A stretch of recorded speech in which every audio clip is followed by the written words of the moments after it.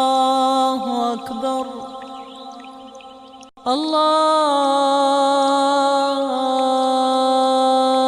الله أكبر. إن الحمد لله نحمده ونستعينه ونستغفره ونعوذ بالله من شرور أنفسنا ومن سيئات أعمالنا. من يهده الله فلا مضل له ومن يضلل فلا هادي له. أشهد أن لا إله إلا الله وحده لا شريك له وأشهد أن محمدًا عبده ورسوله. أما بعد فإن خير الحديث كتاب الله وخير الهدي هدي محمد صلى الله عليه وسلم وشر الأمور محدثاتها وكل محدثة بدعة وكل بدعة ضلالة وكل ضلالة في النار.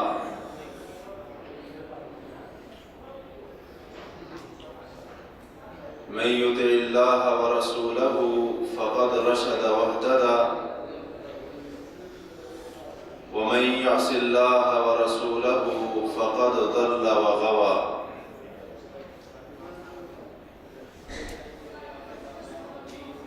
يا أيها الذين آمنوا اتقوا الله حق تقاته ولا تموتن إلا وأنتم مسلمون. يا أيها الناس اتقوا ربكم الذي خلقكم من نفس واحدة وخلق منها زوجها وبث منهما رجالا كثيرا ونساء. واتقوا الله الذي تساءلون به والأرحام إن الله كان عليكم رقيبا. يا أيها الذين آمنوا اتقوا الله وقولوا قولا سديدا يصلح لكم أعمالكم ويغفر لكم ذنوبكم ومن يطع الله ورسوله فقد فاز فوزا عظيما. اللهم صل على محمد وعلى آل محمد كما صليت على إبراهيم وعلى آل إبراهيم إنك حميد مجيد. اللهم بارك على محمد وعلى آل محمد كما باركت على إبراهيم وعلى آل إبراهيم إنك حميد مجيد.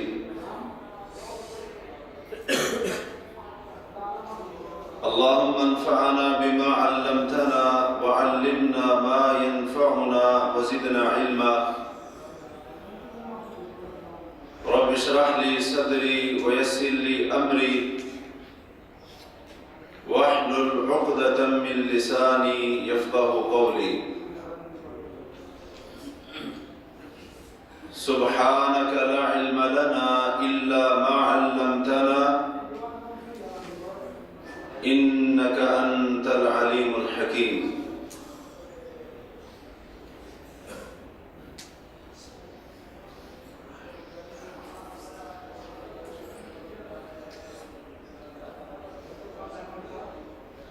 صحیح مسلم کی کتاب الایمان میں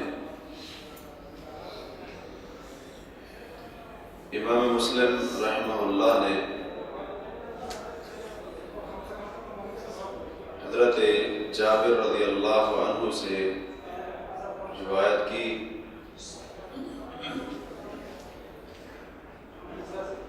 کہ ایک آدمی جس کا نام نعمان بن قوقل تھا،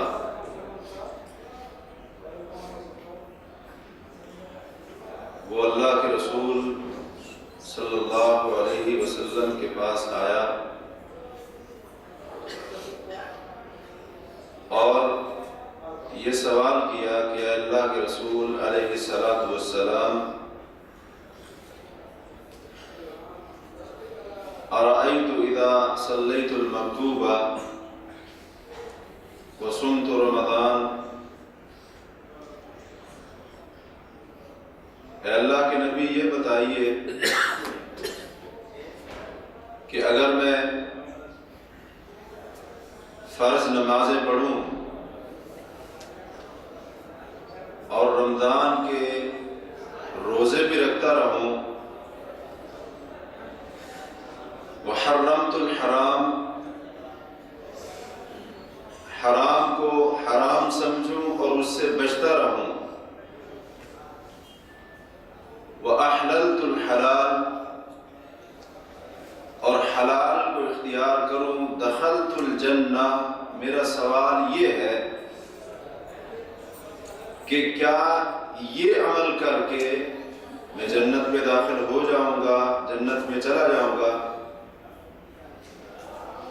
تو نبی صلی اللہ علیہ وسلم نے فرمایا ہاں، اگر تو یہ عمل کرتا رہا تو ان کے بدلے میں تو جنت میں داخل ہو جائے گا۔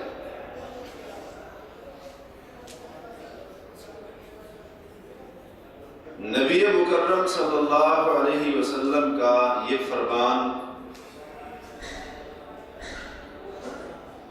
دو انتہائی اہم باتوں کی طرف ہماری رہنمائی کرتا ہے کہ جن دو اہم باتوں کے متعلق آج ہم غفلت اور کوتاہی کا شکار ہیں۔ سب سے پہلی بات تو اس حدیث سے ہمیں یہ معلوم ہوئی کہ کوئی بندہ بھی اس وقت تک جنت میں داخل ہو ہی نہیں سکتا جب تک اللہ کی فرض کردہ چیزوں کے اوپر عمل نہ کر لے۔ جو شخص فرائض کی پابندی کرنے والا نہیں، واجبات کے اندر کوتاہی برتنے والا ہے، عین ممکن ہے کہ رب کائنات اس کو جنت سے محروم کر دے۔ فرائض کو ادا کرنا جنت میں جانے کے لیے لازمی ہے، بلکہ فرائض اور واجبات یہ وہ اہم چابیاں ہیں جن کے بغیر جنت کے دروازے نہیں کھل سکتے۔ مثال کے طور پر فرض نمازیں ہیں، اب کوئی شخص فرض نمازوں کے اندر کوتاہی کر کے جنت میں جانے کی امید لگائے ہوئے ہو تو یہ اس کی خام خیالی ہے۔ فرض روزہ ہے، فرض زکوٰۃ ہے، اسی طرح اگر حج فرض ہو چکا ہے یا دیگر جتنے بھی فرائض اور واجبات ہیں، لوگوں کے حقوق کو ادا کرنا، ان میں بہت سارے حقوق پھر آ جاتے ہیں۔ تو نبی علیہ السلام کا یہ فرمان ہماری اس بات کی طرف رہنمائی کرتا ہے کہ جنت میں جانا ہے تو فرائض پر پابندی کرنی پڑے گی۔ فرائض پر پابندی لازمی ہے، فرائض اور واجبات کا پابند ہونا ضروری ہے، بلکہ بعض روایات کے اندر تو واضح طور پر جنت کے دروازوں کے کچھ نام آئے ہیں۔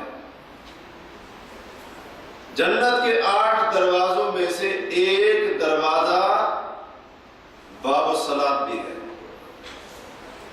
نماز کا دروازہ۔ جنت کے 8 دروازوں میں سے ایک باب الریان بھی ہے کہ جس سے قیامت کے دن صرف اور صرف کون داخل ہوں گے؟ کون داخل ہوں گے باب الریان سے؟ روزے دار، رمضان المبارک کے فرضی روزے رکھنے والے۔ اسی طرح دیگر دروازے بھی ہیں۔ اور دوسری بات جو اس حدیث سے ہمیں معلوم ہوئی وہ یہ ہے کہ جنت میں جانے کے لیے یہ بھی ضروری ہے کہ انسان حرام سے اپنے آپ کو بچائے، حرام سے اجتناب کرے، حرام سے اپنے آپ کو محفوظ رکھے۔ یہ جنت میں جانے کے لیے ایک انتہائی اہم پہلو ہے کہ جس کو آج ہم بالکل بھول چکے ہیں۔ حرام سے اجتناب کرنا، وہ حرام چیز چاہے اس کا تعلق کھانے سے ہو، اس کا تعلق پینے سے ہو، اس کا تعلق سننے سے ہو، اس کا تعلق دیکھنے سے ہو، جنت میں جانے کے لیے حرام سے بچنا ضروری ہے، اور اس کے بغیر کوئی چارہ نہیں۔ اور جو شخص ان فرائض کی تو پابندی کرتا ہے، نمازی بھی ہے، روزے دار بھی ہے، حج بھی کر لیے، عمرے بھی کر لیے، زکاتیں بھی دے لی، صدقے اور خیرات سب کچھ کیا، بڑی بڑی عبادات کی، اور اگر وہ حرام سے بچنے والا نہیں تو عین ممکن ہے اللہ تبارک و تعالی اس کو جنت سے محروم کر کے جہنم کی آگ کا ایندھن بنا دے۔ اور کئی ایسے لوگ ہوں گے قیامت کے دن کہ جن کے ساتھ یہی سلوک ہونے والا ہے۔ آج ہمارے درمیان حلال اور حرام کی تمیز بالکل ختم ہو چکی ہے۔ حرام اور حلال کے درمیان فرق مٹا دیے گئے، جبکہ یہ ایک اہم کڑی ہے جنت میں جانے کی، آخرت میں کامیابی حاصل کرنے کی، کہ جیسے ہم نے اپنے آپ کو فرائض کا پابند بنانا ہے ویسے اپنے آپ کو حرام سے بھی بچانا ہے۔ بلکہ مسند احمد کی ایک حدیث سے تو پتہ چلتا ہے کہ جو بندہ صراط مستقیم پر چلنا چاہتا ہے دنیا میں،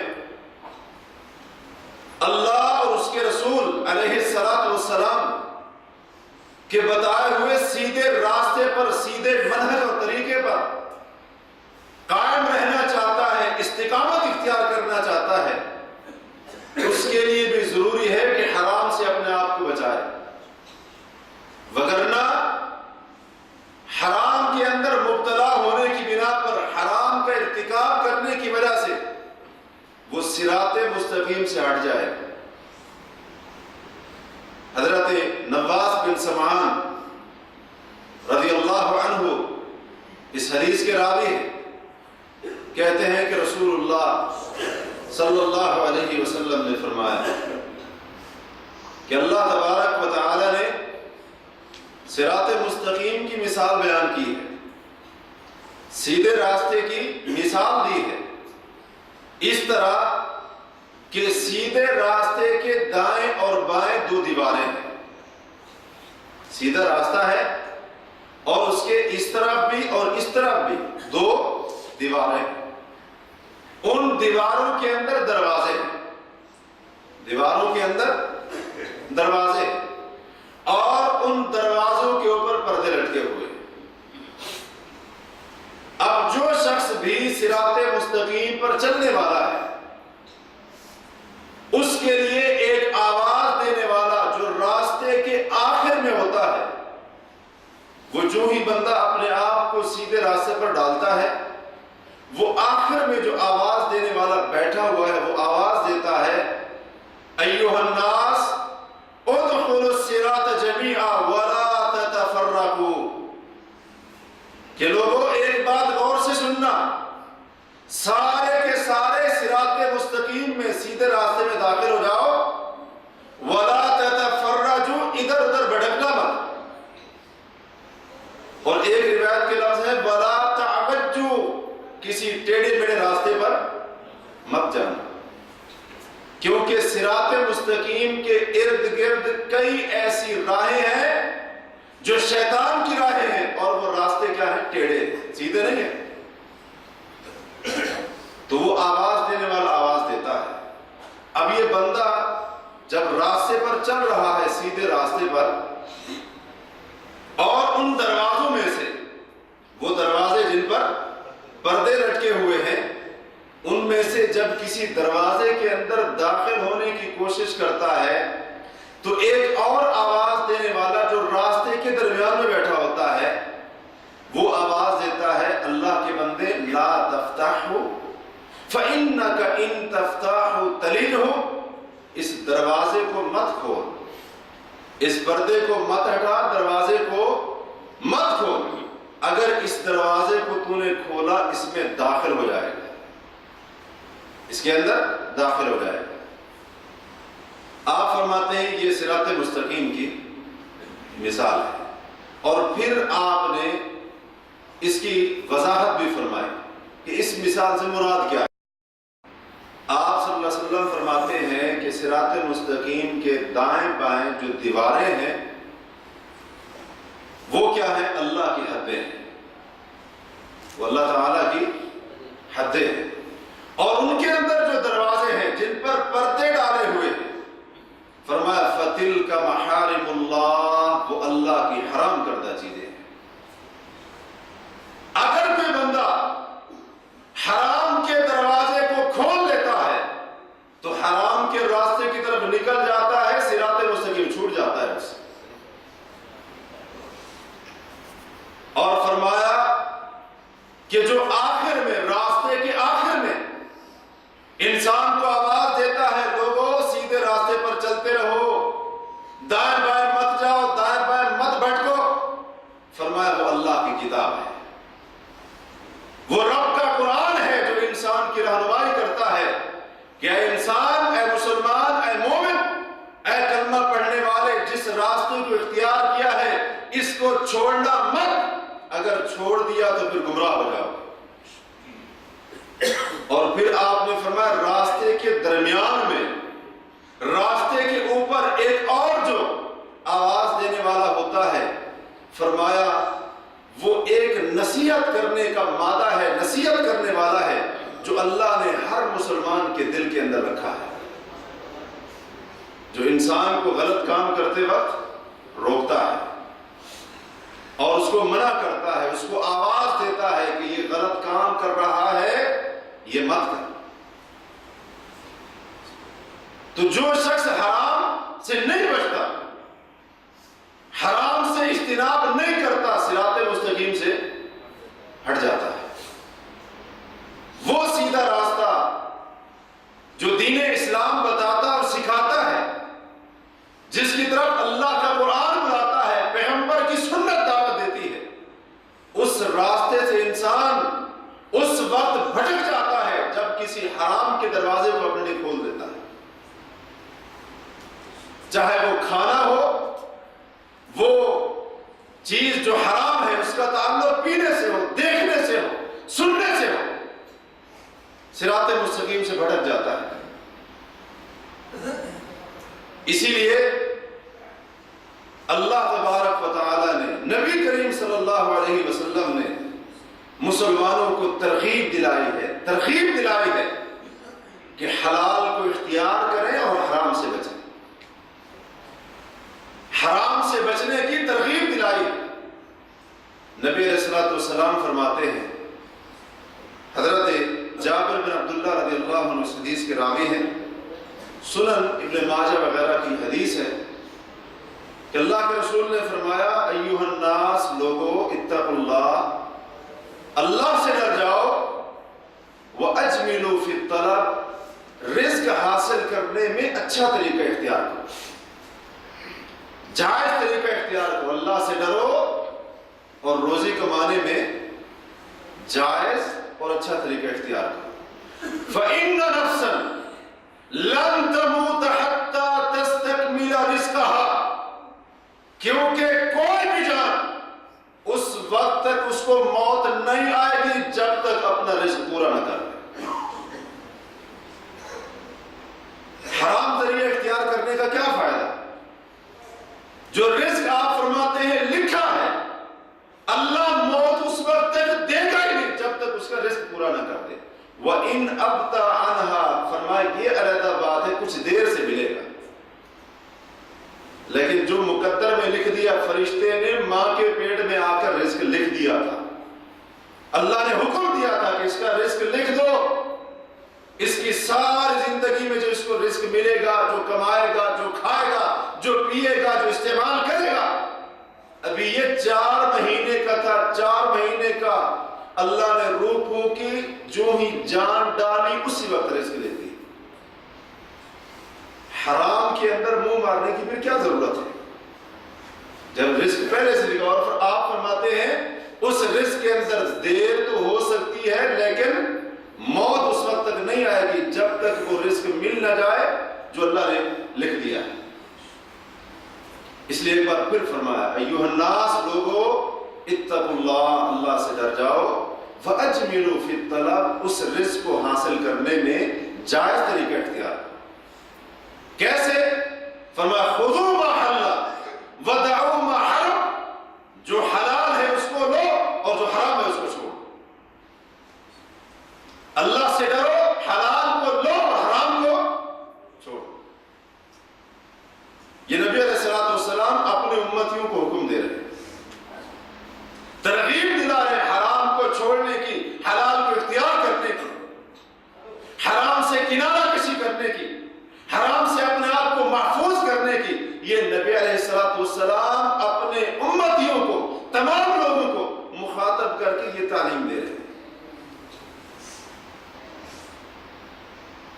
اسی طرح حضرت عبداللہ بن عباس رضی اللہ عنہما فرماتے ہیں کہ نبی علیہ الصلوۃ والسلام نے فرمایا کہ ثمر الخمر حرام، شراب کی قیمت حرام ہے، اور ومہر البغی حرام، زانی عورت کی کمائی حرام ہے، وثمن الکلب حرام، اور کتے کی قیمت بھی، کتا بیچتا ہے، خریدتا ہے، کتے کی خرید و فروخت، اس سے جو حاصل ہونے والی آمدنی ہے وہ بھی حرام ہے. والکوبۃ حرام، اور فرمایا ڈھول یہ بھی حرام ہے، یا اس ڈھول اور اس جیسے آلات سے حاصل ہونے والی کمائی یہ بھی حرام ہے. اور پھر آگے فرمایا وَإِنْ أَتَاكَ صَاحِبُ الْكَلْبِ يَلْتَمِسُ ثَمَنَهُ، اگر تیرے پاس کتے کا مالک اپنے کتے کی قیمت وصول کرنے آئے تو فرمایا اس کو قیمت نہیں دینی، فَمْلَأْ يَدَيْهِ تُرَابًا، اس کے ہاتھوں کو مٹی سے بھر کر اس کو ذلیل و رسوا کرنا ہے. کیوں؟ کتے کی قیمت حلال ہے، حرام ہے. تو نبی علیہ الصلوۃ والسلام نے حرام سے بچنے کی ترغیب دیا کہ اگر ایسا حرام لین دین کرنے والا، حرام چیز کی تجارت کرنے والا آپ کے پاس آتا ہے تو آپ اس کو قیمت دینے کی بجائے، اس کو پیسے دینے کی بجائے، آپ فرماتے ہیں اس کے ہاتھوں کو مٹی سے بھر کر اس کو ذلیل و رسوا کرو. لیکن حرام کو اختیار نہیں کرتے، چھوڑنے کی ترغیب دلائی. اور اس کے بعد آپ صلی اللہ علیہ وسلم نے فرمایا والخمر والمیسر حرام، شراب بھی حرام ہے، جوا بھی حرام ہے. شراب بھی حرام ہے اور جوا بھی حرام ہے. اور آج شراب بھی حلال کر لی گئی اور جوا لاٹری کے نام پر، انعامی سکیم کے نام پر کیا ہو گیا؟ حلال ہو گیا. یہ لاٹری یہاں پر جو ہے نا بڑی چلتی ہے آج کل.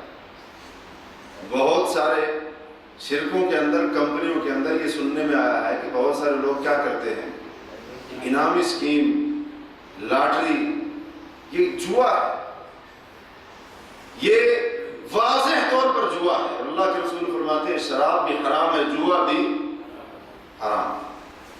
شراب شراب ہے چاہے اس کو جو نام بھی دے دو، اور جوا جوا ہے چاہے اس کو انعامی اسکیم کا نام دو یا لاٹری کا نام دو، حرام ہے۔ جوا بھی حرام اور شراب بھی حرام ہے۔ اور آپ فرماتے ہیں وَكُلُّ مُسْكِرٍ حرام، ہر نشہ دینے والی چیز حرام ہے۔ تو عرض کرنے کا مقصد یہ ہے کہ اللہ کے رسول نے ترغیب دلائی ہے کہ آپ نے حرام سے اپنے آپ کو جتنی حد تک ممکن ہو سکے اپنے آپ کو حرام سے بچانا ہے، اور یہ بھی ایک بہت بڑا فریضہ ہے ہمارے ذمے، ایک بہت بڑا فریضہ ہے۔ بھائی بات کرنی ہے تو باہر جا دو۔ ایک بہت بڑا فریضہ ہے ہمارے ذمے، حرام سے اپنے آپ کو بچانا مجھ پر، آپ پر، ہر مسلمان پر فرض ہے، واجب ہے۔ لیکن آج اس فرض اور واجب کو ہم بھول چکے ہیں، اور یہ بات پہلے عرض کر چکا ہوں، اس فرض کو ادا کیے بغیر جنت ملنے والی نہیں ہے۔ اور جو بندہ اپنے آپ کو حرام سے نہیں بچاتا، اس کا دین، اس کا ایمان اور اس کا اسلام خطرے کے اندر ہے، اور اس کا دین اور اس کا ایمان محفوظ نہیں ہے۔ بخاری و مسلم کی وہ حدیث جو آپ نے کئی بار سنی ہوگی، حضرت نعمان بن بشیر رضی اللہ تعالی عنہ جس کے راوی ہیں، کہتے ہیں میں نے اللہ کے رسول علیہ الصلوۃ والسلام کو یہ فرماتے ہوئے سنا، ان الحلال بین وان الحرام بین وبینہما امور مشتبہات لا یعلمہن کثیر من الناس، کہ بے شک حلال بھی واضح ہے، حرام بھی واضح ہے، اور حلال اور حرام کے درمیان کئی ایسی مشتبہ چیزیں ہوتی ہیں جن کا پتہ نہیں چلتا کہ یہ حلال ہے یا حرام ہے، اور اکثر لوگ ان کو نہیں جانتے، اکثر لوگ ان کو نہیں جانتے۔ اور آپ صلی اللہ علیہ وسلم فرماتے ہیں فَمَنِ اتَّقَى الشُّبُهَاتِ، جو بندہ ان مشتبہ چیزوں سے بچ گیا، یعنی جن کے حلال اور حرام ہونے کا پتہ نہیں چلتا، آپ فرماتے ہیں جو ان مشتبہ چیزوں سے بچ گیا، جس نے اپنے آپ کو ان چیزوں سے بچا لیا، فَقَدْ اسْتَبْرَأَ لِدِينِهِ وَعِرْضِهِ، اس نے اپنا دین بھی محفوظ کر لیا، عزت کو بھی بچا لیا۔ وَمَنْ وَقَعَ فِي الشُّبُهَاتِ، اور جو بندہ شبہات کے اندر، مشتبہ چیزوں کے اندر واقع ہو گیا، فرمایا وَقَعَ فِي الْحَرَامِ، وہ حرام کے اندر واقع ہو جائے گا۔ ایک وہ بندہ جو مشتبہ چیزوں سے اپنے آپ کو بچاتا ہے، آپ فرماتے ہیں اس نے اپنے دین کی بھی حفاظت کر لی، عزت کو بھی بچا لی۔ اسی طرح وہ بندہ جو اپنے آپ کو حرام سے بچاتا ہے، اس نے بھی اپنے دین کو بھی بچا لیا، عزت کو بھی۔ اور جو شخص مشتبہات سے، ان مشتبہ چیزوں سے نہیں بچتا، اس کا دین بھی محفوظ نہیں ہے، اس کی عزت بھی محفوظ نہیں ہے۔ اور اسی طرح وہ بندہ جو حرام سے نہیں بچتا، جو حرام سے نہیں بچتا، حرام سے اجتناب نہیں کرتا، اس بندے کا بھی دین بھی محفوظ نہیں ہے، عزت بھی محفوظ نہیں ہے۔ اس کا ایمان، اس کا دین اور اسلام خطرے کے اندر ہے۔ جو حرام کے اندر اور مشتبہ چیزوں اور کاموں کے اندر اپنے آپ کو مبتلا کر دیتا ہے، الجھا دیتا ہے اور ان چیزوں کے اندر داخل کر دیتا ہے۔ پھر آپ نے مثال دی، فرمایا اس کی مثال ایک چرواہے کی طرح ہے جو اپنی بکریاں ایک چراگاہ کے ارد گرد چراتا ہے۔ اب بکریاں کتنی دیر تک صبر کریں گے؟ ایک نہ ایک دن وہ کیا ہوگی؟ چراگاہ کے اندر داخل ہو کر اس چراگاہ کا نقصان کر دیں گی۔ اور فرمایا لوگوں، جس طرح بادشاہوں کی چراگاہیں ہوا کرتی ہیں پہلے زمانے میں، کیونکہ یہ جو عرب کا علاقہ ہے خاص طور پر، یہاں پر گھاس کی کمی ہوتی تھی، تو بادشاہ لوگ اس قسم کے جو لوگ ہوتے تھے وہ اپنے جانور گھوڑے وغیرہ ان کو چرانے کے لیے ایک چراگاہ ان کی خاص ہوتی تھی. رعایا کے جانور چرنے کی اجازت وہاں پر نہیں ہوتی تھی. کسی کو بھی اجازت نہیں ہوتی تھی کہ وہ اپنا جانور، اپنا اونٹ، گھوڑا، گائے، بکری جو بھی ہے اس کو اس چراگاہ کے اندر داخل کرے، اور یہ قابل مواخذہ جرم سمجھا جاتا. فرمایا جیسے ہر بادشاہ کی ایک چراگاہ ہوتی ہے اسی طرح اللہ کی بھی ایک چراگاہ ہے.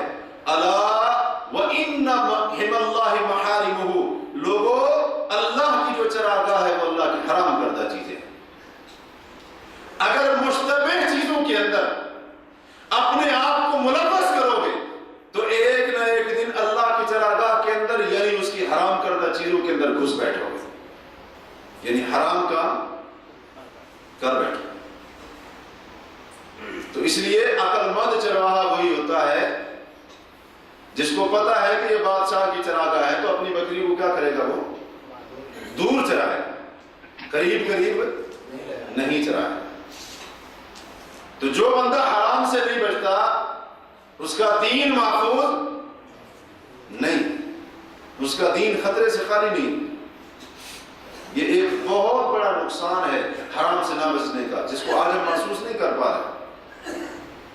دین خطرے کے اندر اور اس کی عزت بھی محفوظ نہیں، عزت بھی محفوظ نہیں. اور جو بندہ حرام سے نہیں بچتا اس کو یہ یاد رکھنا چاہیے کہ اس کا حرام سے نہ بچنا اس کی عبادت کی قبولیت کے اندر رکاوٹ بن سکتا ہے. حرام کاموں اور حرام چیزوں سے نہ بچنا اس کی عبادت کی قبولیت کے اندر رکاوٹ بن سکتا ہے. عین ممکن ہے کہ اس حرام کی وجہ سے، حرام کھانے کی وجہ سے، حرام پینے کی وجہ سے، حرام سننے کی وجہ سے، حرام دیکھنے کی وجہ سے، کوئی حرام کام کرنے کی وجہ سے اللہ اس کی عبادت قبول نہ کرے. عین ممکن ہے، بلکہ اس کے اوپر دلائل موجود ہے. سنن ترمذی وغیرہ کی، مسند احمد کی حدیث ہے، حضرت ابو ہریرہ رضی اللہ تعالی عنہ کو اللہ کے رسول صلی اللہ علیہ وسلم نے 5 باتوں کا حکم دیا. 5 باتوں کا. کیا ابو ہریرہ رضی اللہ تعالی عنہ، میں آپ کو یہ 5 باتیں سکھاتا ہوں، آپ ان پر عمل کرنا، یا کم از کم یہ باتیں اس کو سکھا دینا جو ان کے اوپر عمل کرے. پہلی بات یہی تھی، اتق المحارم تکن اعبد الناس. اے ابو ہریرہ رضی اللہ عنہ، حرام سے بچ جا، دنیا کے سارے لوگوں میں سب سے زیادہ اللہ کا عبادت گزار تو بن جائے. اگر تو چاہتا ہے کہ سب سے زیادہ میں اپنے رب کی عبادت کروں تو فرمایا حرام سے بچ جا، اللہ سب سے زیادہ تجھے اپنی عبادت کی توفیق نصیب کرے. لیکن اس کے لیے کیا کرنا پڑے گا؟ حرام سے بچنا پڑے گا، حرام سے بچنا پڑے گا. آج ہم کہتے ہیں کہ دعا کرو ہمیں بھی توفیق مل جائے، فلاں عبادت کی روزے آ رہے ہیں، ہم کہیں گے ساتھیوں کو دعا کرنا ہمیں بھی توفیق مل جائے. نماز کے بارے میں بھی کہتے ہیں دعا کرنا توفیق مل جائے. فلاں نیکی کا کام، ہاں دعا کرنا توفیق مل جائے. وہ عبادت کی توفیق کیوں نہیں ملتی؟ کیونکہ ہم حرام سے نہیں بچتے. کھانے پینے میں کوئی احتیاط نہیں، حلال حرام میں سب چل رہا ہے. کمانے کے اندر حلال حرام میں کوئی پتہ نہیں، کمانے کا ذریعہ حلال حرام میں کوئی پتہ نہیں. سننا، دیکھنا، کوئی عمل، کوئی کام حرام حلال ہے کوئی پتہ نہیں ہے. جب یہ حالت ہوگی تب اللہ عبادت کی توفیق نہیں دیتا. اور یہ سب سے بڑی رکاوٹ ہے. حرام بندے کی عبادت کی قبولیت کے آگے سب سے بڑی رکاوٹ ہے. حرام کا ارتکاب کرنا، حرام کی وجہ سے بندے کی عبادتیں اللہ کے یہاں قبول نہیں ہوتی، توفیق بھی نہیں ملتی، قبول بھی. اور یہ صحابی رسول پر اللہ کے رسول وصیت کر رہے ہیں اپنے صحابی کو. اور صحابی بھی کون؟ جو سب سے بڑا حدیث کا حافظ. آپ فرماتے ہیں ابو ہریرہ اگر اللہ کا عبادت گزار بندہ بننا چاہتے ہو حرام سے بچانا پڑے گا، حرام سے اپنے آپ کو بچانا پڑے گا، حرام سے بچاؤ گے۔ اور یہاں پر نبی علیہ الصلوۃ والسلام نے محارم کا لفظ استعمال کیا ہے۔ محارم جمع ہے، جمع یعنی حرام صرف کھانے پینے والا نہیں، اس کے اندر حرام سننا بھی ہے۔ آج ہم حرام نہیں سنتے، حرام باتیں نہیں سنتے، اور حرام بات صرف گانا نہیں ہے، موسیقی نہیں ہے، کسی کا گیلا سننا، کسی کی چغلی سننا، کسی کی غیبت سننا، یہ ساری باتیں سننا حرام ہے۔ ہمارے کان بھی حرام سے محفوظ، ہم سب کی یہی عادت ہے۔ ہماری آنکھیں بھی حرام سے محفوظ، ہماری زبان بھی حرام سے محفوظ، ہمارے ہاتھ حرام دینے اور لینے سے محفوظ، ہمارے قدم حرام کی طرف چل کر جانے سے محفوظ۔ اللہ کے رسول نے محارم کا لفظ استعمال کیا، جمع ہے، جمع۔ فرمایا ہر قسم کے حرام سے اپنے آپ کو بچا لے، لوگوں میں سب سے زیادہ اللہ کا عبادت گزار تو بن جائے۔ لیکن اگر حرام چیزوں اور کاموں سے خود کو نہیں بچائے گا تو پھر اللہ کی عبادت کی طرف آنا پھر یہ مشکل ہوگا۔ حدیث کا یہ معنی ہے۔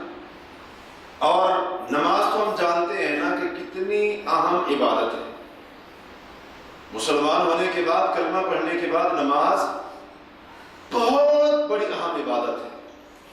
اور نبی علیہ السلام کا تو یہ بھی فرمان ہے، آپ فرماتے ہیں کہ جس دین کے اندر رکوع نہیں ہے اس دین کے اندر کوئی بھی بھلائی نہیں، یعنی جس دین کے اندر نماز نہیں اس دین کے اندر کوئی خیر اللہ نہیں رکھی۔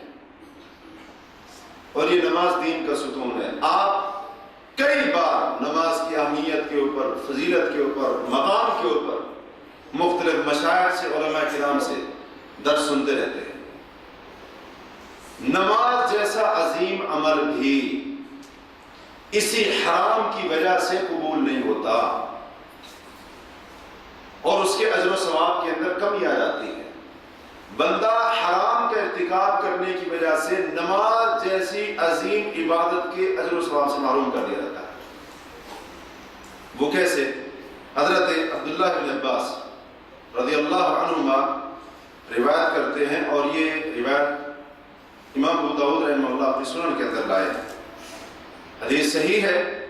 فرماتے ہیں کہ اللہ کے رسول صلی اللہ علیہ وسلم نے فرمایا کل مخمر خمر، کہ ہر عقل پر پردہ ڈالنے والی چیز شراب ہے۔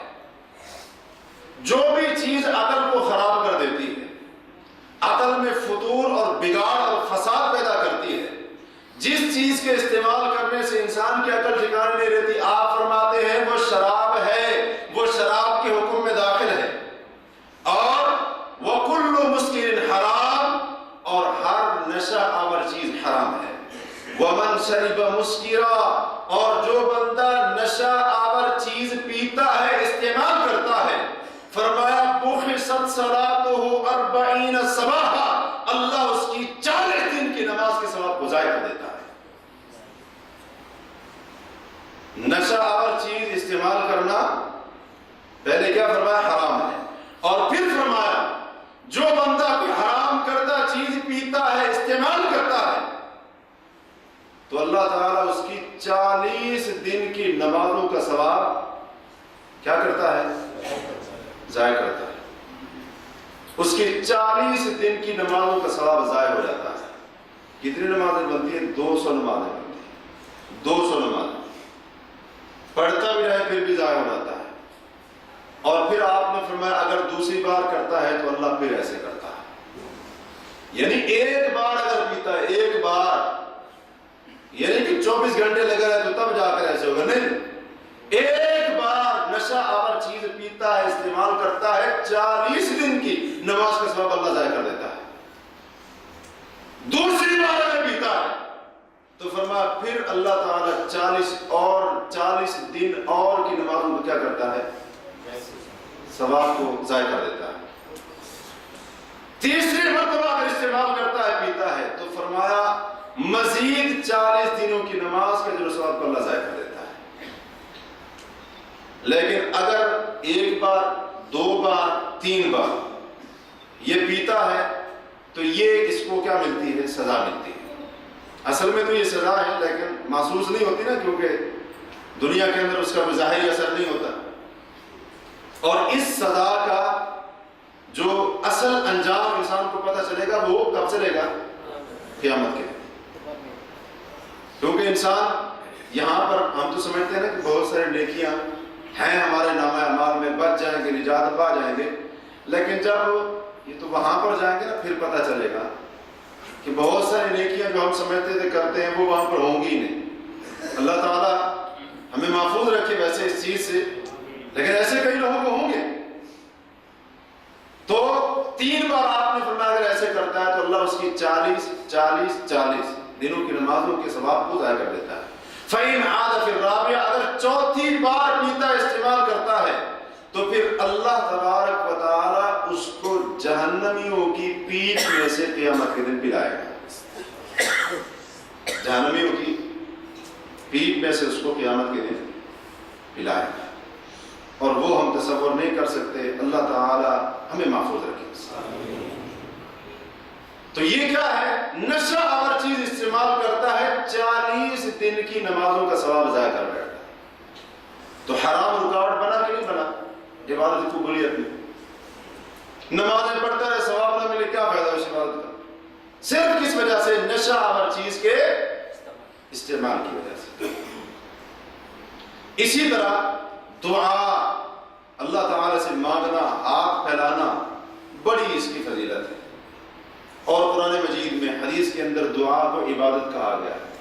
عظیم عبادات میں سے ایک عبادت ہے جس کی فضیلت اہمیت بتانے کے موقع نہیں، بڑی ہی عام عبادت ہے یہ دعا، عظیم عبادت ہے۔ لیکن اگر کوئی بندہ حرام کھانے والا ہے، حرام کی غذا استعمال کرنے والا ہے، اللہ اس کی یہ عظیم عبادت اگرچہ جتنی بار کرتا رہے اس کی یہ دعا قبول نہیں کرتا۔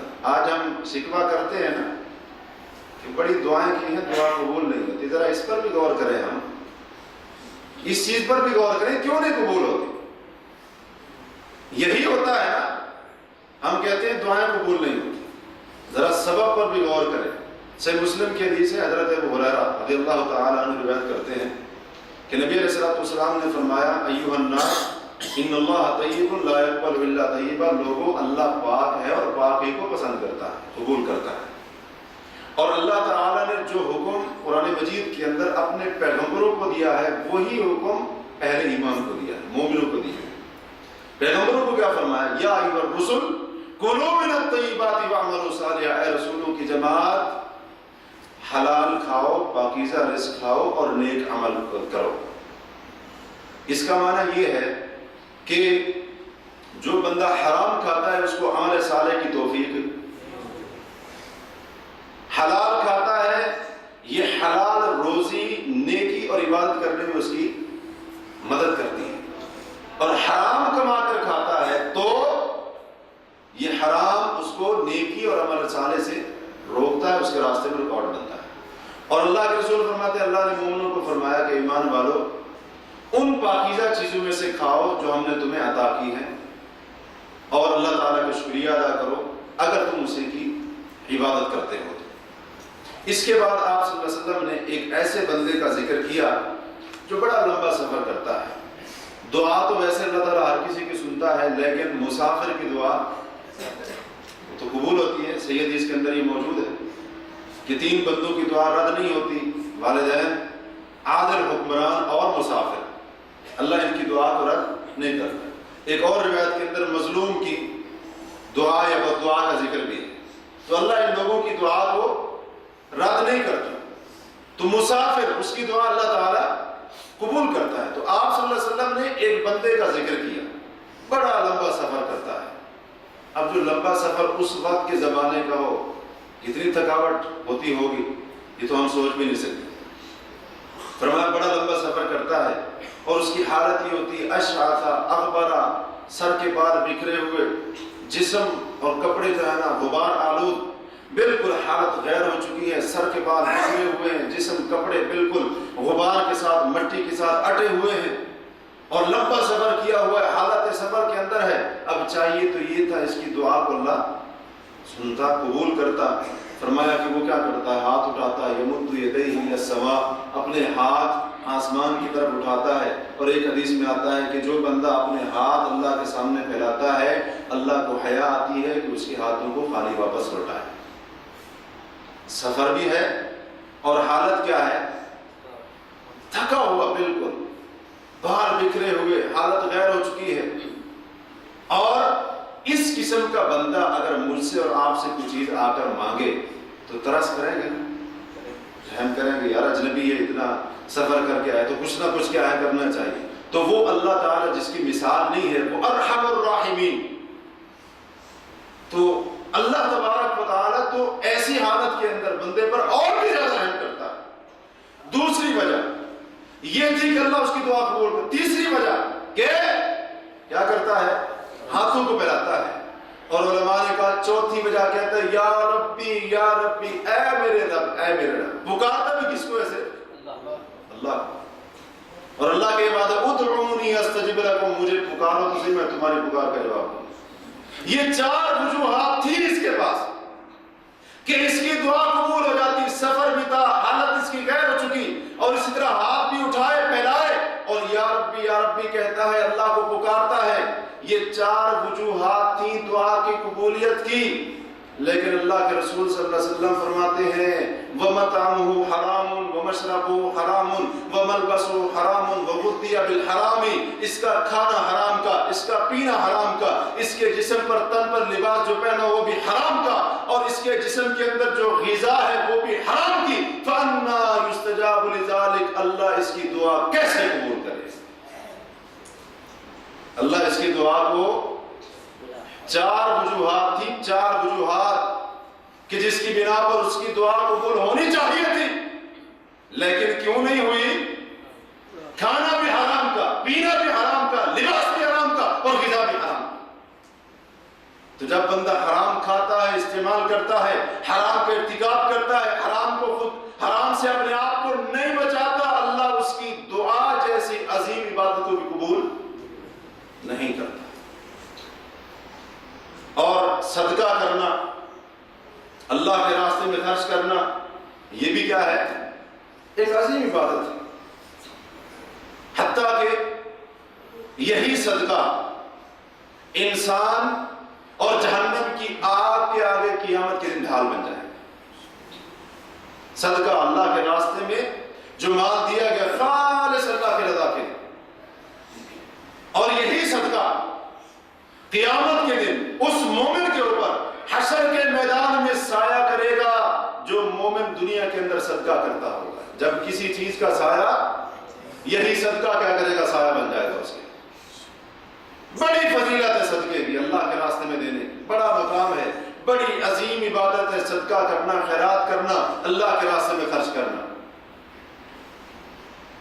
لیکن اگر یہی صدقے جیسی عظیم عبادت بھی حرام مال میں سے کی جائے تو اللہ قبول نہیں کرتا۔ صحیح مسلم کی حدیث ہے، حضرت عبداللہ بن عمر رضی اللہ عنہما اس کے راوی ہیں کہ اللہ کے نبی صلی اللہ علیہ وسلم نے فرمایا لا يقبل اللہ صلاۃ بغیر طہور، کوئی بھی نماز اللہ تعالیٰ بغیر وضو کے قبول، وہ فرض نماز ہو، وہ نفل ہو، وہ سنت مؤکدہ ہو، وہ سنت غیر مؤکدہ ہو، وہ تہجد کی نماز ہو، وتر کی نماز ہو، جنازے کی نماز ہو، عید کی نماز ہو، اور اسی طرح چاند سورج گرہن کی نماز ہو، جو بھی نماز ہو، اللہ کوئی بھی نماز بغیر وضو کے قبول۔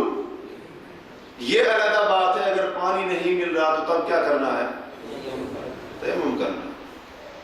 اگر پانی ہے پھر بھی وضو نہیں کیا تو اللہ تعالیٰ اس بندے کی نماز قبول۔ نماز کے درست ہونے کے لیے وضو کا صحیح ہونا شرط ہے، کوئی بھی نماز اللہ بغیر وضو کے قبول نہیں کرتا۔ اور فرمایا وَلَا صَدَقَةً مِّن غُلُولٍ، اور خیانت سے حاصل کیے جانے والے مال میں سے کیا ہوا صدقہ بھی اللہ قبول نہیں کرتا۔ غلول کہتے ہیں خیانت کو، اصل میں غلول کہتے ہیں مال غنیمت میں سے چوری کرنا. مال غنیمت سمجھتے ہیں؟ جو مجاہدین کو میدان جنگ سے مال اکٹھا ہوتا تھا وہ ہوتا تھا مال غنیمت. اصل میں غلول ہوتا ہے کہ مال غنیمت کے تقسیم ہونے سے پہلے چوری چوری کچھ لے لینا، اٹھا لینا، اور پھر یہ خیانت کے اوپر بھی بولا جاتا ہے. تو خیانت کرنا، مال غنیمت میں سے چوری کرنا، یہ کیا ہے؟ حلال ہے کہ حرام ہے؟ حرام ہے. اور بعض آج ہمارے مسلمان میں، بعض کیا بلکہ اکثر کہوں، بات درست ہوگی، وہ خیانت کرنے کو اپنا حق سمجھتے ہیں.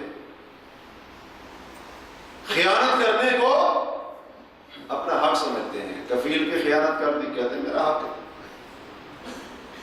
شرکے کی خیانت کر دی، کمپنی کی، حق ہے میرا. تو خیانت کو آج حق کا نام دے دیا. بڑی عجیب حالات کے اندر ہم زندگی گزار رہے ہیں. فرمایا خیانت سے حاصل ہونے والا مال اگر اس میں سے صدقہ کیا گیا اللہ اس کو بھی قبول. حالانکہ عظیم عبادت ہے، صدقہ بڑی عظیم عبادت ہے، لیکن اگر چوری، دھوکے، فراڈ اور خیانت سے حاصل کیے جانے والے مال میں سے صدقہ کیا جائے گا تو اللہ کے قبول نہیں.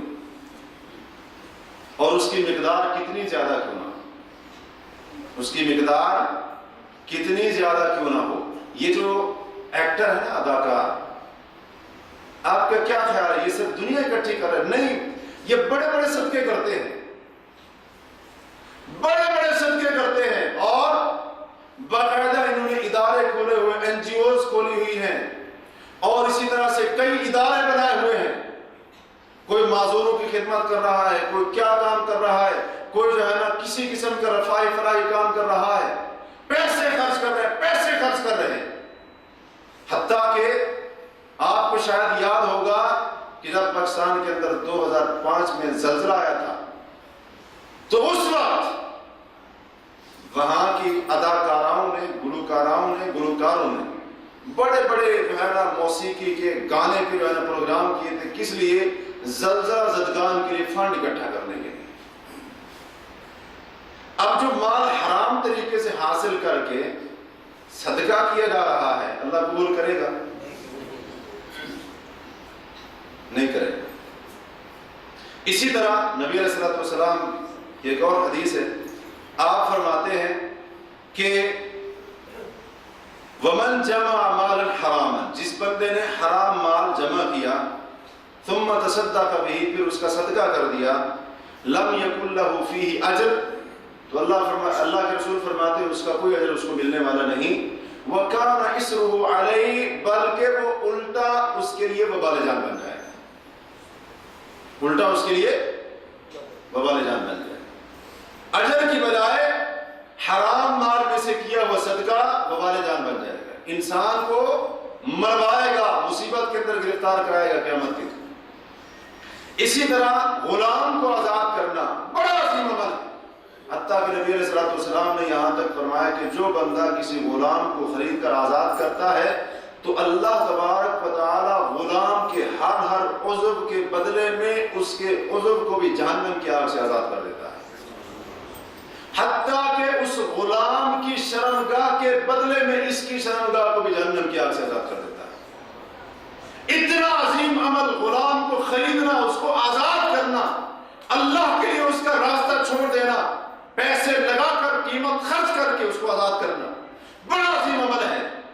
لیکن اگر حرام مال کے ساتھ یہ عظیم عمل کیا گیا، غلام خرید کر آزاد کیے گئے، تو اس کا کوئی فائدہ.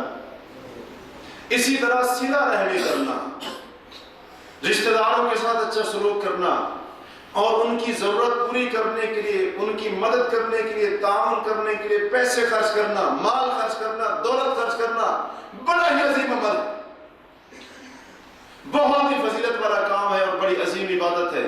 لیکن اگر یہی کام حرام مال میں سے کیا گیا تو یہ عبادت عمل قبول ہونے والا نہیں. اللہ کے رسول صلی اللہ علیہ وسلم فرماتے ہیں، ابو داؤد وغیرہ کی یہ روایت ہے، آپ نے فرمایا من اکتسب مالا من مأثم، جس بندے نے گناہ کے ذریعے مال کمایا، یعنی غلط طریقے سے، وہی معنی حرام ذریعے سے مال حاصل کیا، فوصل به رحمہ، اور اس کے ساتھ صلہ رحمی کی، او یا تصدق به، یا اس کا صدقہ کیا، اور ایک روایت میں ہے اس سے غلام کو آزاد کیا، یا اس کو اللہ کے راستے میں خرچ کیا، تو آپ فرماتے ہیں جمع ذالک کلہ، یہ سارے کا سارا مال جو اس نے صلہ رحمی میں، صدقہ کرنے میں، اللہ کے راستے میں خرچ کرنے میں، غلاموں کو آزاد کرنے میں خرچ کیا تھا، فرمایا سارا مال جمع کر کے آپ فرماتے ہیں سب کو، اس کو بھی اس کے مال کو بھی، دونوں کو جہنم کی آگ کے اندر پھینک دے جائے گا، سب کو اکٹھا کر کے جہنم کی آگ کے اندر پھینک دیا جائے گا۔ تو اس لیے ہمیں یاد رکھنا چاہیے کہ حرام سے نہ بچنا یہ ہماری عبادت کی قبولیت میں سب سے بڑی رکاوٹ ہے، سب سے بڑی رکاوٹ ہے حرام سے نہ بچنا، کہ جس کے بارے میں آج کچھ زیادہ ہم احتیاط نہیں کرتے۔ اسی طرح جو بندہ حرام سے نہیں اجتناب کرتا، نہیں بچتا، اس کے لیے دنیا کے اندر بھی سزا ہے۔ صحیح بخاری وغیرہ کی حدیث ہے، حضرت ابو عامر یا ابو مالک اشعری رضی اللہ عنہ روایت کرتے ہیں کہ اللہ کے رسول نے فرمایا کہ لا يكونن اقوام من امتی يستحلون الحر والحریر والخمر والمعازف، میری امت میں سے کچھ قومیں، کچھ لوگ ایسے ہوں گے، کچھ گروہ ایسے ہوں گے جو زنا، ریشم، شراب اور موسیقی کے آلات کو اپنے لیے حلال سمجھ لیں گے۔ اس کا معنی یہ حرام ہے، اللہ کے دین میں یہ کیا ہے؟ حرام ہے، شریعت کے اندر یہ حرام ہے، اور جو پیغام نبی علیہ الصلوۃ والسلام لے کر آئے تھے اس کے ذریعے اللہ نے ان کو حرام کیا۔ فرمایا زنا، ریشم، شراب، موسیقی اور گانے کے آلات، یہ لوگ ان کو حرام سمجھ لیں گے، اور فرمایا انہی میں سے کچھ لوگ ایسے ہوں گے، میری امت میں سے کچھ لوگ ایسے ہوں گے جو ایک پہاڑ کے دامن میں جا کر رہیں گے، وہاں پر سکونت اختیار کریں گے۔ شام کا وقت ہوگا، ایک بکریوں کا ضرورت مند چرواہا، فقیر مسکین چرواہا، وہ اپنی بکریاں لے کر ان کے پاس آئے گا، ان سے کچھ مانگنے کے لیے، اپنی ضرورت پوری کرنے کے لیے ان کے پاس آئے گا، اور ان لوگوں کے پاس دینے کے لیے ہوگا بھی صحیح، صرف اس کو ٹالنے کے لیے، اس مسکین اور غریب چرواہے کو ٹالنے کے لیے کہیں گے کہ صبح آنا، کچھ نہ کچھ دیں گے، یوں ہی ٹال دیں گے، حالانکہ دینے کی طاقت ہوگی اور وہ ضرورت مند بھی ہوگا۔ تو اللہ کے رسول فرماتے ہیں فَيُبَيِّتُهُمُ اللَّهُ، اللہ ان لوگوں کو راتوں رات ہلاک کر دے گا، وَيَدَعُ الْأَلَمْ، اور جس پہاڑ کے دامن میں وہ رات گزار رہے ہوں گے وہی پہاڑ اٹھا کر ان پر ڈال دے گا، اور دوسرے لوگ جو زنا، شراب، ریشم اور موسیقی کے حالات کو حلال جاننے والے، ان کا انجام کیا ہوگا دنیا کے اندر؟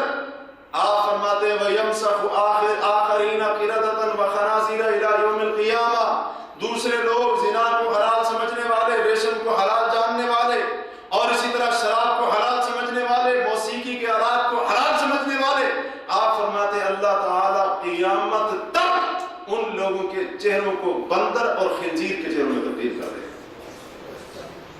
حرام سے نہ بچنے کا یہ انجام ہے دنیا کے اندر، تو پھر سوچئے قیامت کے دن کیا ہوگا۔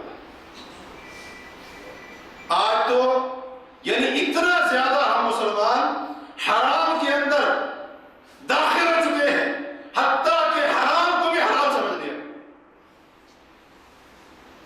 زنا کو آج کیا ہے؟ لطف اندوزی کا نام دے دیا گیا، رشوت کیا ہے؟ انعام کا نام دے دیا گیا، جھوٹ جو حرام ہے اس کو فن کا نام دے دیا گیا، سود جو حرام ہے اس کو کیا کہتے ہیں؟ یہ انٹرسٹ ہے، یہ فائدہ ہے، یہ نفع، یہ ایک قسم کی بچت، اور شراب اس کا نام بھی بدل دیا، حرام کو حلال سمجھ لیا۔ یہ دنیا کے اندر انجام ہے، اور قیامت کے دن کیا ہوگا؟ اور آپ صلی اللہ علیہ وسلم نے ایک اور حدیث کے اندر فرمایا کہ اس امت کے اندر خسف بھی ہوگا، مسخ بھی ہوگا، قذف بھی ہوگا۔ خسف کہتے ہیں زمین کا دھنسنا، مس کہتے ہیں شکلوں کا تبدیل ہونا، اور قذف کہتے ہیں آسمان سے پتھروں کا بارش برسنا.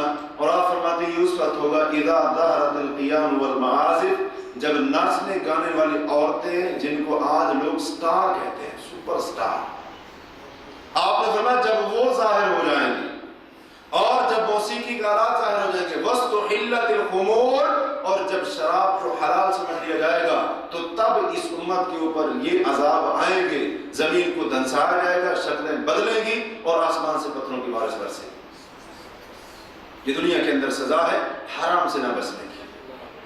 اور آخرت کے اندر کیا ہوگا؟ اللہ کے رسول نے حضرت کعب بن عجرہ رضی اللہ عنہ کو فرمایا تھا کہ اے کعب بن عجرہ، ایما دم ولحم نبتا من سخط، وہ خون اور وہ گوشت جو حرام کی کمائی سے پلے، آپ فرماتے ہیں وہ جنت کے اندر داخل نہیں ہوگا. وہ خون بھی، وہ گوشت بھی، وہ جسم کہ جس کی رگوں کے اندر حرام کی کمائی سے کھائے جانے والی غذا کا خون دوڑ رہا ہے، اور جس جسم کو پالا گیا ہے حرام کی کمائی کے ساتھ، آپ فرماتے ہیں وہ جنت میں داخل نہیں ہوگا. کانت النار اولی بہ، جہنم کی آگ کا ایسا جسم زیادہ حقدار ہوگا کہ اس کو جہنم کی آگ کے اندر جلایا جائے.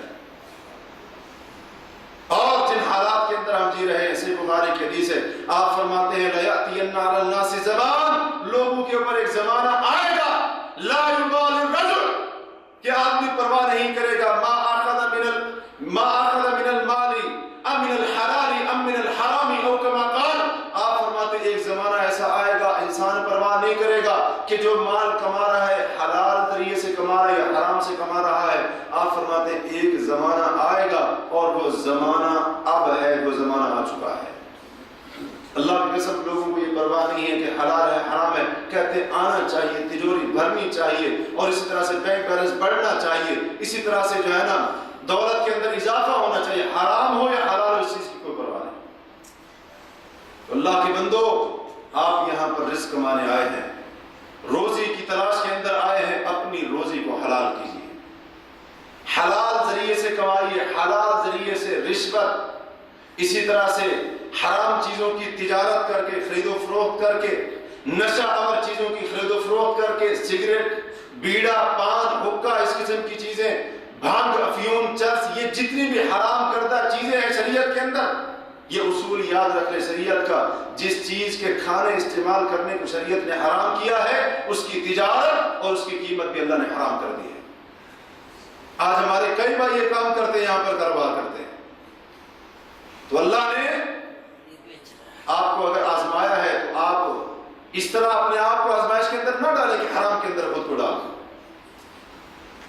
ان چیزوں سے بچائیں اپنے آپ کو، اور ذرا غور کریں کہ جس ذریعے سے میں روزی کما رہا ہوں وہ ذریعہ حلال کا ہے یا حرام کا ہے.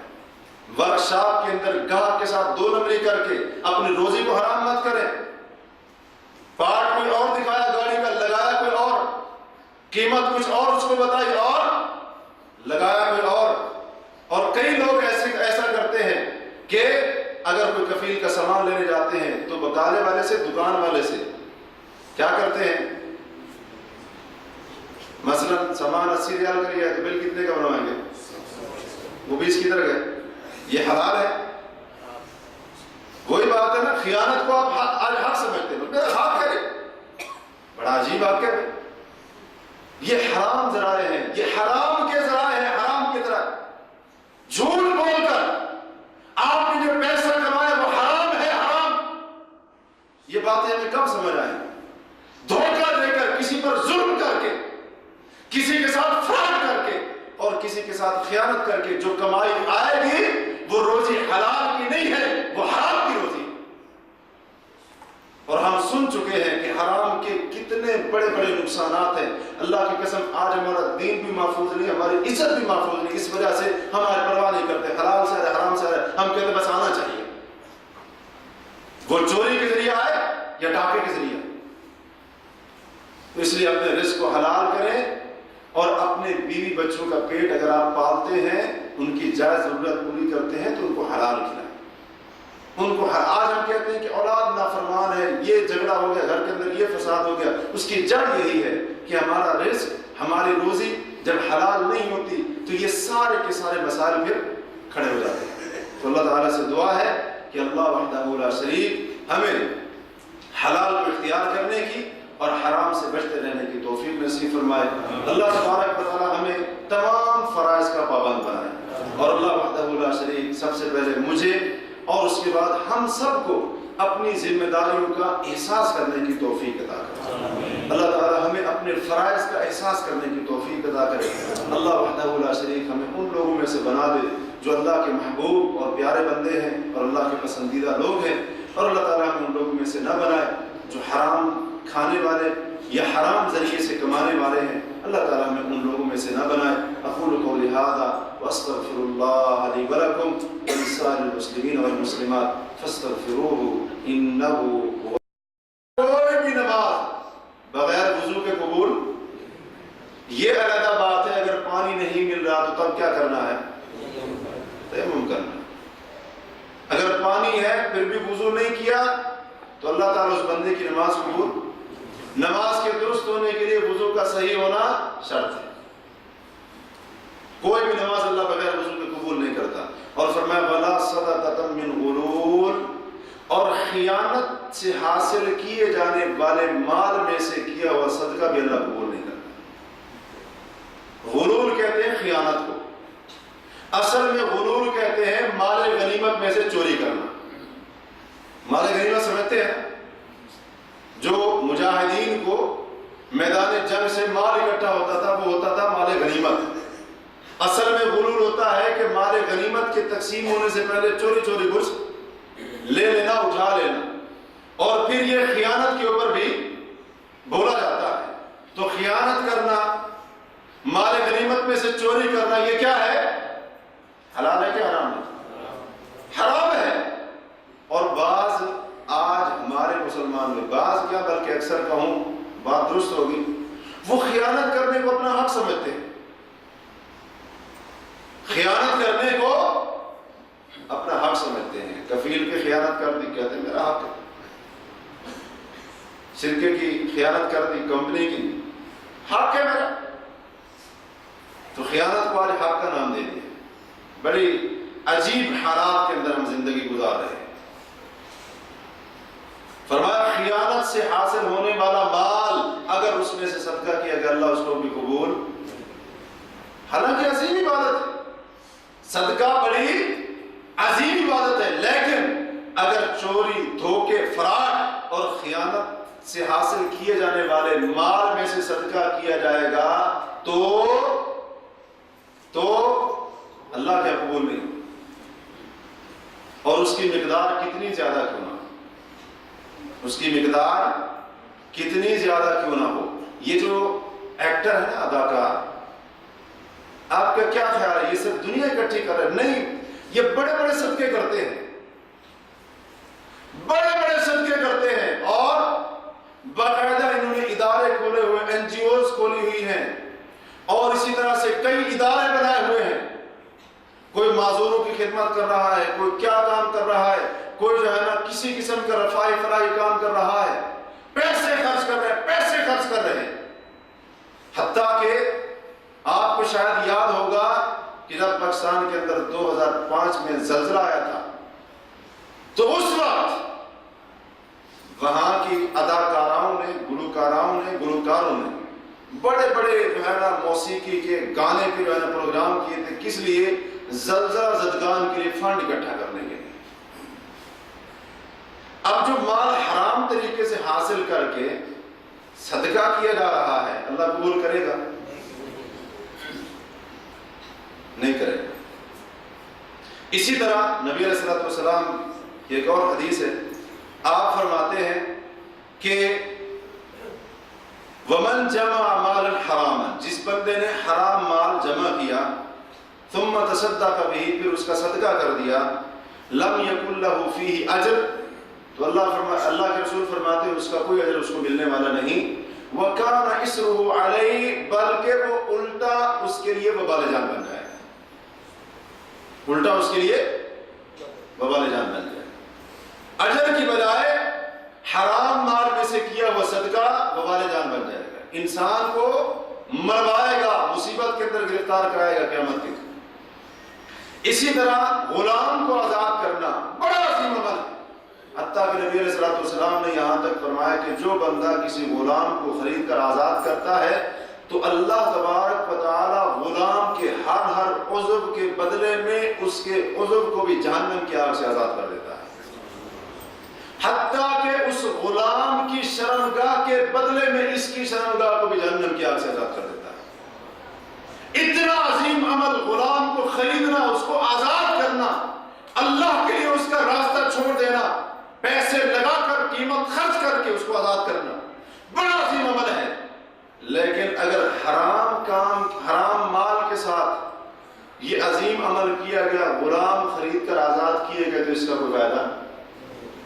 اسی طرح صلہ رحمی کرنا، رشتہ داروں کے ساتھ اچھا سلوک کرنا اور ان کی ضرورت پوری کرنے کے لیے، ان کی مدد کرنے کے لیے، تعاون کرنے کے لیے پیسے خرچ کرنا، مال خرچ کرنا، دولت خرچ کرنا بڑا ہی عظیم عمل ہے، بہت ہی فضیلت والا کام ہے اور بڑی عظیم عبادت ہے۔ لیکن اگر یہی کام حرام مال میں سے کیا گیا تو یہ عبادت عمل قبول ہونے والا نہیں۔ اللہ کے رسول صلی اللہ علیہ وسلم فرماتے ہیں، ابو داؤد وغیرہ کی یہ روایت ہے، آپ نے فرمایا من اکتسب مالا من مأثم، جس بندے نے گناہ کے ذریعے مال کمایا، یعنی غلط طریقے سے، وہی معنی حرام ذریعے سے مال حاصل کیا، فوصل به رحمہ، اور اس کے ساتھ صلہ رحمی کی، او یا تصدق به، یا اس کا صدقہ کیا، اور ایک روایت میں ہے اس سے غلام کو آزاد کیا، یا اس کو اللہ کے راستے میں خرچ کیا، تو آپ فرماتے ہیں جمع ذلک کلہ، یہ سارے کا سارا مال جو اس نے صلہ رحمی میں، صدقہ کرنے میں، اللہ کے راستے میں خرچ کرنے میں، غلاموں کو آزاد کرنے میں خرچ کیا تھا، فرمایا سارا مال جمع کر کے آپ فرماتے ہیں سب کو، اس کو بھی اس کے مال کو بھی، دونوں کو جہنم کی آگ کے اندر پھینک دیا جائے، سب کو اکٹھا کر کے جہنم کی آگ کے اندر پھینک دیا جائے۔ تو اس لیے ہمیں یاد رکھنا چاہیے کہ حرام سے نہ بچنا یہ ہماری عبادت کی قبولیت میں سب سے بڑی رکاوٹ ہے، سب سے بڑی رکاوٹ ہے حرام سے نہ بچنا، کہ جس کے بارے میں آج کچھ زیادہ ہم احتیاط نہیں کرتے۔ اسی طرح جو بندہ حرام سے نہیں اجتناب کرتا، نہیں بچتا، اس کے لیے دنیا کے اندر بھی سزا ہے۔ صحیح بخاری وغیرہ کی حدیث ہے، حضرت ابو عامر یا ابو مالک اشعری رضی اللہ عنہ روایت کرتے ہیں کہ اللہ کے رسول نے فرمایا کہ لا يكونن اقوام من امتی يستحلون الحر والحرير والخمر والمعازف، میری امت میں سے کچھ قومیں، کچھ لوگ ایسے ہوں گے، کچھ گروہ ایسے ہوں گے جو زنا، ریشم، شراب اور موسیقی کے آلات کو اپنے لیے حلال سمجھ لیں گے۔ اس کا معنی یہ ہے یہ حرام ہے، اللہ کے دین میں یہ کیا ہے؟ حرام ہے، شریعت کے اندر یہ حرام ہے، اور جو پیغام نبی علیہ الصلوۃ والسلام لے کر آئے تھے اس کے ذریعے اللہ نے ان کو حرام کیا۔ فرمایا زنا، ریشم، شراب، موسیقی اور گانے کے آلات، یہ لوگ ان کو حلال سمجھ لیں گے، اور فرمایا انہی میں سے کچھ لوگ ایسے ہوں گے، میری امت میں سے کچھ لوگ ایسے ہوں گے جو ایک پہاڑ کے دامن میں جا کر رہیں گے، وہاں پر سکونت اختیار کریں گے، شام کا وقت ہوگا، ایک بکریوں کا ضرورت مند چرواہا، فقیر مسکین چرواہا، وہ اپنی بکریاں لے کر ان کے پاس آئے گا، ان سے کچھ مانگنے کے لیے، اپنی ضرورت پوری کرنے کے لیے ان کے پاس آئے گا، اور ان لوگوں کے پاس دینے کے لیے ہوگا بھی صحیح، صرف اس کو ٹالنے کے لیے، اس مسکین اور غریب چرواہے کو ٹالنے کے لیے کہیں گے کہ صبح آنا کچھ نہ کچھ دیں، یوں ہی ٹال دیں، حالانکہ دینے کی طاقت ہوگی اور وہ ضرورت مند بھی ہوگا۔ تو اللہ کے رسول فرماتے ہیں فَيُبَيِّتُهُمُ اللَّهُ، اللہ ان لوگوں کو راتوں رات ہلاک کر دے گا، وَيَدَعُ الْأَلَمْ، اور جس پہاڑ کے دامن میں وہ رات گزار رہے ہوں گے وہی پہاڑ اٹھا کر ان پر ڈال دے گا، اور دوسرے لوگ جو زنا، شراب، ریشم اور موسیقی کے حالات کو حلال جاننے والے، ان کا انجام کیا ہوگا دنیا کے اندر؟ آپ فرماتے ہیں وَيَمْسَخُ آخَرِينَ قِرَدَةً وَخَنَازِيرَ إِلَى يَوْمِ الْقِيَامَةِ، دوسرے لوگ زنا کو حلال سمجھنے والے، ریشم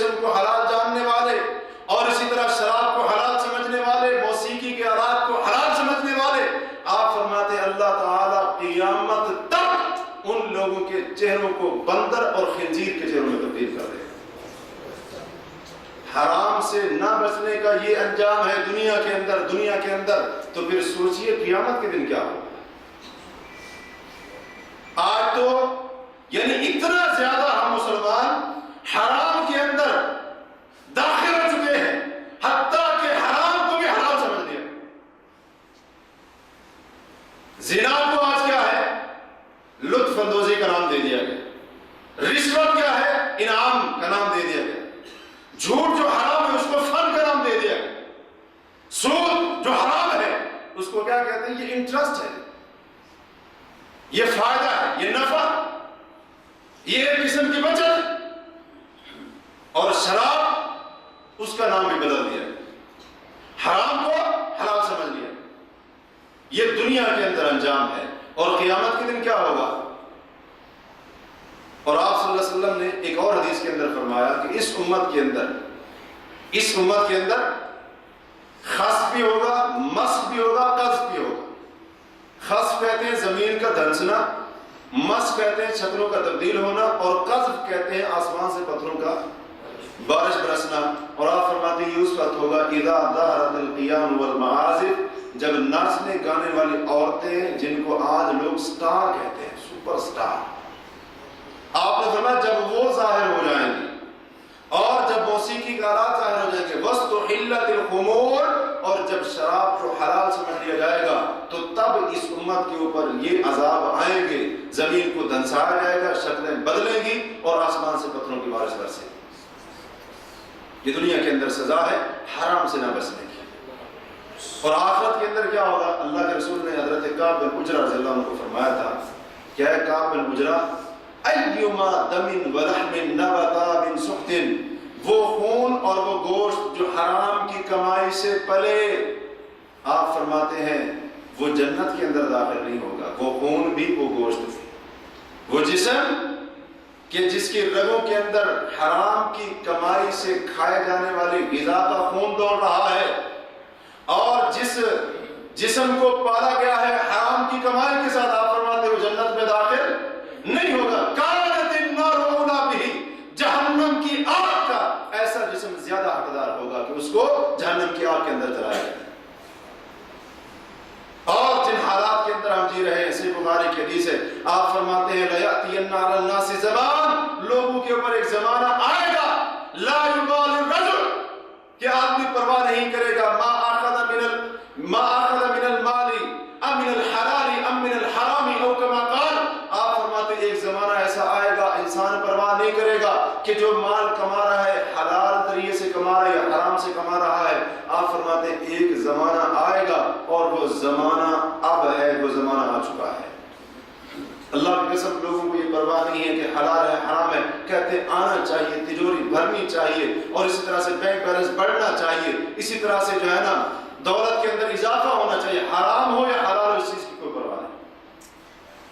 تو اللہ کے بندو، آپ یہاں پر رزق کمانے آئے ہیں، روزی کی تلاش کے اندر آئے ہیں، اپنی روزی کو حلال کیجیے، حلال ذریعے سے کمائیے، حلال ذریعے سے رشوت، اسی طرح سے حرام چیزوں کی تجارت کر کے، خرید و فروخت کر کے، نشہ آور چیزوں کی خرید و فروخت کر کے، سگریٹ، بیڑا، پان، حقہ، اس قسم کی چیزیں، بھانگ، افیون، چرس، یہ جتنی بھی حرام کردہ چیزیں ہیں شریعت کے اندر، یہ اصول یاد رکھ لیں شریعت کا، جس چیز کے کھانے استعمال کرنے کو شریعت نے حرام کیا ہے، اس کی تجارت اور اس کی قیمت بھی اللہ نے حرام کر دی ہے۔ آج ہمارے کئی بھائی یہ کام کرتے ہیں، یہاں پر کاروبار کرتے ہیں، تو اللہ نے آپ کو اگر آزمایا ہے تو آپ اس طرح اپنے آپ کو آزمائش کے اندر نہ ڈالیں کہ حرام کے اندر خود کو ڈال دیں۔ ان چیزوں سے بچائیں اپنے آپ کو، اور ذرا غور کریں کہ جس ذریعے سے میں روزی کما رہا ہوں وہ ذریعہ حلال کا ہے یا حرام کا ہے۔ ورکشاپ کے اندر گاہک کے ساتھ دو نمبری کر کے اپنی روزی کو حرام مت کریں۔ پارٹ کوئی اور دکھایا گاڑی کا، لگایا کوئی اور، قیمت کچھ اور اس کو بتائی اور لگایا کوئی اور کئی لوگ ایسا کرتے ہیں کہ اگر کوئی کفیل کا سامان لینے جاتے ہیں تو بکالے والے سے، دکان والے سے کیا کرتے ہیں، مثلا سامان 80 ریال کا لیا ہے تو بل کتنے کا بنوائیں گے؟ وہ 20 کی طرح گئے، یہ حلال ہے۔ وہی بات ہے نا، خیانت کو آپ آج حق سمجھتے ہیں، میرا حق کرے، بڑا عجیب واقعہ ہے۔ یہ حرام ذرائع ہیں، یہ حرام کے ذرائع ہیں، حرام کی طرح جھوٹ بول کر آپ نے جو پیسہ کمایا وہ حرام ہے، حرام۔ یہ باتیں ہمیں کب سمجھ آئیں؟